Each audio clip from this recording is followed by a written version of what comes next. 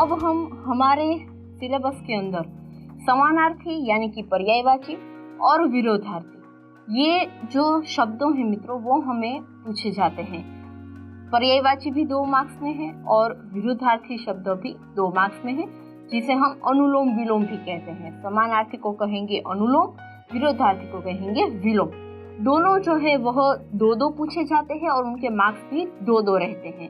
तो यहाँ पे मैंने 1 से 10 गद्य पद्य के समानार्थी शब्द लिए हुए हैं और इसके अलावा जो है शब्दार्थ में भी हमें दिए गए हैं, उनका आप अध्ययन करते रहिएगा। देखते हैं, 1 से ज्यादा पर्यायवाची हो सकते हैं। मैंने आपको पहले भी बताया हुआ है कि मैं जो लिखूं वह लिखना जरूरी नहीं है, कोई और समानार्थी भी आप लिख सकते हैं। तो पहला जो हमें दिया गया है वह है पानी। तो पानी का होता है जल। उसके बाद का शब्द है चंदन। चंदन का क्या मतलब होता है? एक पीला सुगंधित पदार्थ।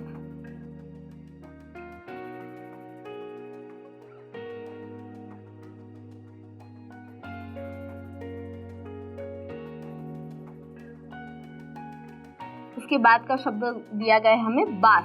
बदबू भी लिख सकते हैं, बू भी लिख सकते हैं। उसके बाद है चित्तवत यानी कि एक चित अवस्था।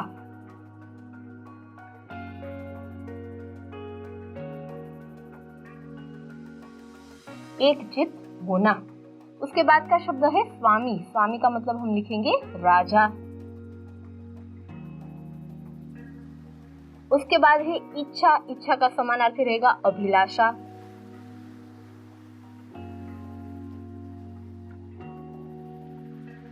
उसके बाद है नेत्र।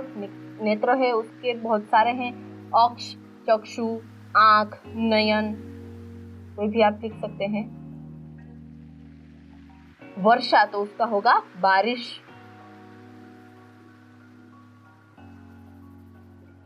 भूल तो उसका रहेगा गलती।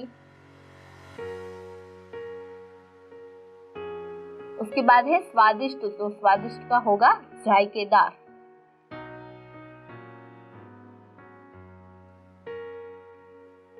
उसके बाद है मेहमान, अतिथि। तो इस प्रकार 1 से ज्यादा भी आप लिख सकते हैं अगर आप श्योर हो तभी। उसके बाद है निर्लज। तो उसका रहेगा बेशर्म।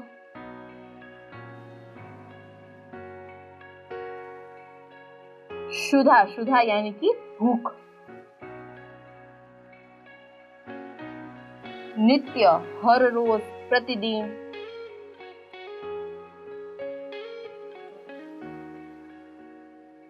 पशु तो उसका होगा प्राणी।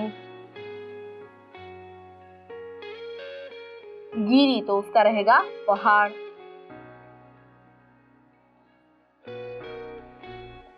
लकोटी यानी कि लाठी। पाहन यानी कि पत्थर। खग। खग का भी होगा पक्षी, पंछी, विहग। पुरंदर। पुरंदर का मतलब होगा इंद्र। और अधर। अधर का मतलब रहेगा होंठ। उसके बाद हमें दिया गया है बंधु। तो बंधु का मतलब रहता है भाई। जगत तो उसका संसार, दुनिया, कोई भी आप लिख सकते हैं। अमोलक, अमूल्य।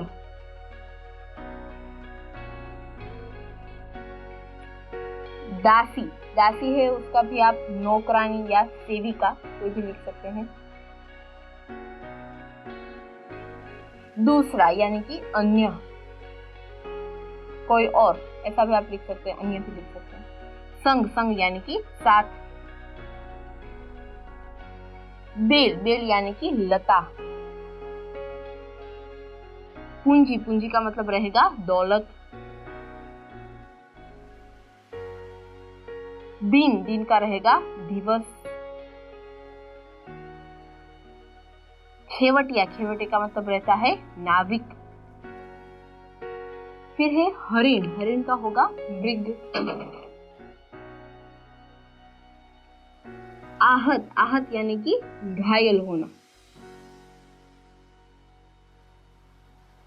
निकट, निकट यानी कि पास, नजदीक। चिंता, चिंता का रहेगा फिक्र। साहस, साहस यानी कि हिम्मत। प्रशंसा, प्रशंसा का मतलब रहेगा तारीफ। आखेट, आखेट यानी कि शिकार। पर्याप्त यानी कि काफी। घृत यानी कि घी। पीड़ा यानी कि दर्द। उसके बाद रहेगा बर्तन, बर्तन का मतलब रहेगा पात्र। हठ, हठ यानी कि जिद। बाण, बाण का मतलब रहेगा तीर। ललाट, ललाट यानी कि भाल, मस्तक। अपराधी यानी कि दोषी। यहाँ पे भाल दिया गया है तो हम ललाट या मस्तक दोनों में से कोई भी लिख सकते हैं। हिम, हिम यानी कि बर्फ। नारी, नारी का मतलब रहेगा स्त्री। नभ यानी कि गगन, व्योम, आकाश। जग, जगत, संसार, दुनिया। ज्योति यानी कि प्रकाश। शिला यानी कि पाहन अथवा तो पत्थर। विचरण, विचरण का मतलब रहेगा घूमना या फिरना, दोनों में से कोई भी।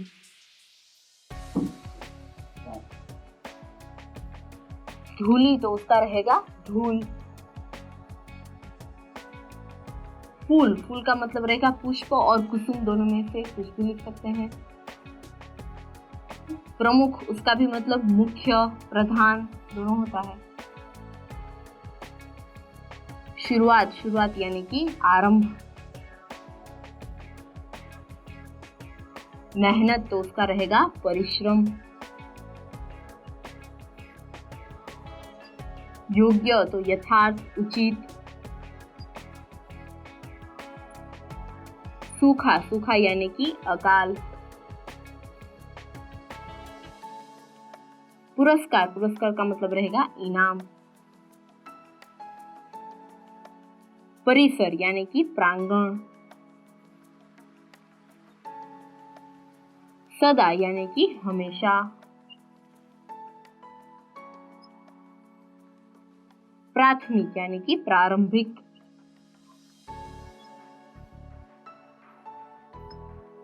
उसके बाद है जुर्मुट, जुर्मुट यानी कि झाड़ी। कंटीली यानी कि कांटेदार।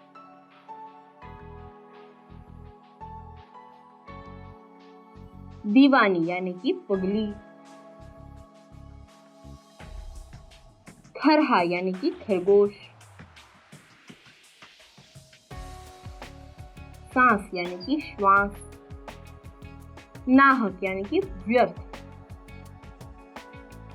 बीहड़, बीहड़ यानी कि भयानक। शक्ति तो उसका होगा जोर। उम्र तो आयु। देह, देह का होगा शरीर, तन। लेकिन, लेकिन का रहेगा परंतु। फिर है बुद्धिमान तो उसका रहेगा अक्लमंद।